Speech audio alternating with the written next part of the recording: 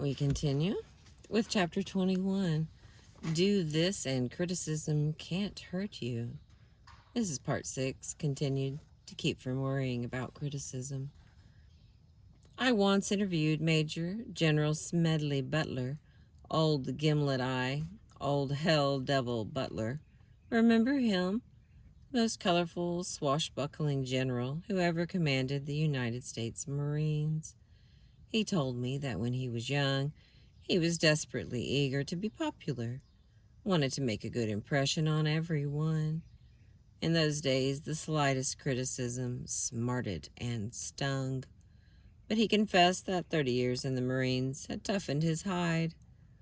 I have been berated and insulted, he said, and denounced as a yellow dog, a snake, and a skunk. I have been cursed by the experts. I have been called every possible combination of unprintable cuss words in the English language. Bother me? Huh? When I hear somebody cussing me now, I never turn my head to see who is talking. Maybe old gimlet eye, Butler, was too indifferent to criticism. But one thing is sure, most of us take the little jabs and javelins that are hurled at us far too seriously. I remember the time, years ago, when a reporter from the New York Sun attended a demonstration meeting of my adult education classes and lampooned me and my work. Was I burned up? I took it as a personal insult. I telephoned Gil Hodges, the chairman of the executive committee of the Sun, and practically demanded that he print an article stating the facts instead of ridicule. I was determined to make the punishment fit the crime. I am ashamed now of the way I acted. I realize now that half the people who brought the paper never saw that article. Half of those who read it regarded it as a source of innocent merriment. Half of those who gloated over it forgot all about it in a few weeks. I realize now that people are not thinking about you and me or caring what is said about us. They are thinking about themselves. Before breakfast, after breakfast, and right on until 10 minutes past midnight. They would be 1,000 times more concerned about a slight headache of their own than they would about the news of your death or mine. Even if you and I are lied about, ridiculed, double-crossed, knifed in the back, and sold down the river by 1 out of every 6 of our most intimate friends, let's not indulge in an orgy of self-pity.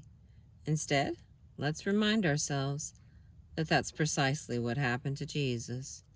One of his 12 most intimate friends turned traitor for a bribe that would amount in our modern money to about $19. Another one of his 12 most intimate friends openly deserted Jesus the moment he got into trouble and declared 3 times that he didn't even know Jesus. And he swore as he said it. 1 out of 6. That is what happened to Jesus. Why should you and I expect a better score? I discovered years ago that although I couldn't keep people from criticizing me unjustly, I could do something infinitely more important. I could determine whether I would let the unjust condemnation disturb me. Let's be clear about this. I am not advocating ignoring all criticism. Far from it. I am talking about ignoring only unjust criticism.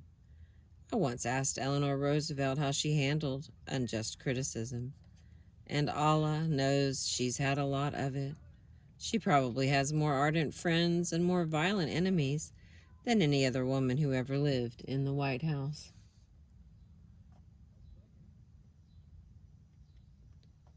She told me that as a young girl she was almost morbidly shy, afraid of what people might say. She was so afraid of criticism that one day she asked her aunt, Theodore Roosevelt's sister, for advice. She said, "Auntie, bye. I want to do so-and-so, but I'm afraid of being criticized." Teddy Roosevelt's sister looked her in the eye and said, Never be bothered by what people say, as long as you know in your heart you are right. Eleanor Roosevelt told me that bit of advice proved to be her rock of Gibraltar years later, that she was in the White House. She told me that the only way we can all avoid criticism is to be like a Dresden china figure and stay on a shelf. Do what you feel in your heart to be right, for you'll be criticized anyway. You'll be damned if you do and damned if you don't. That is her advice. When the late Matthew C. Brush was president of the American International Corporation at 40 Wall Street, I asked him if he was ever sensitive to criticism, and he replied, "Yes, I was very sensitive to it in my early days. I was eager then to have all the employees in the organization think I was perfect. If they didn't, it worried me. I would try to please first one person who had been sounding off against me, but the very thing I did to patch it up with him would make someone else mad. Then, when I tried to fix it up with this person, I would stir up a couple of other bumblebees. I finally discovered that the more I tried to pacify and to smooth over injured feelings in order to escape personal criticism, the more certain I was to increase my enemies. So finally I said to myself, if you get your head above the crowd, you're going to be criticized. So get used to the idea. That helped me tremendously. From that time on, I made it a rule to do the very best I could, and then put up my old umbrella and let the rain of criticism drain off me instead of run down my neck. Deems Taylor went a bit further. He let the rain of criticism run down his neck and had a good laugh over it in public. When he was giving his comments during the intermission of the Sunday afternoon radio concerts of the New York Philharmonic Symphony Orchestra, one man wrote him a letter, calling him a liar, a traitor, a snake, and a moron. Mr. Taylor says in his book, Of Men and Music, I have a suspicion that she didn't care for that talk.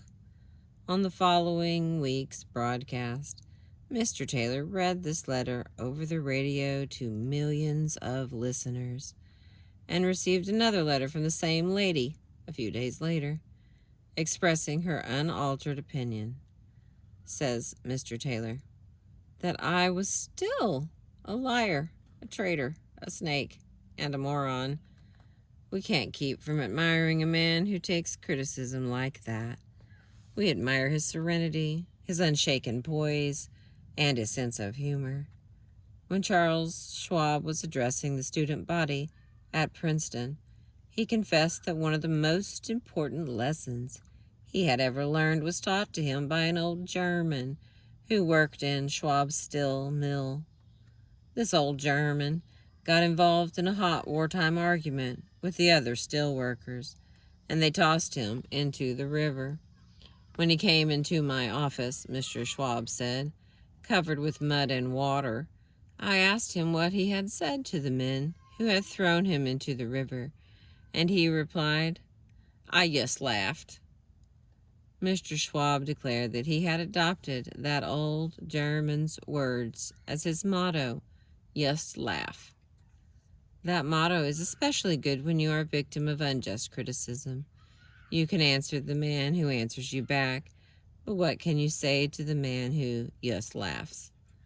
Lincoln might have broken under the strain of the Civil War if he hadn't learned the folly of trying to answer all the vitriolic condemnations hurled at him.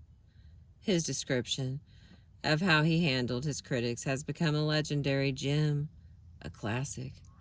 General MacArthur had a copy of it hanging above his headquarters desk during the war, and Winston Churchill has a framed copy of it on the walls of his study at Chartwell. It goes like this.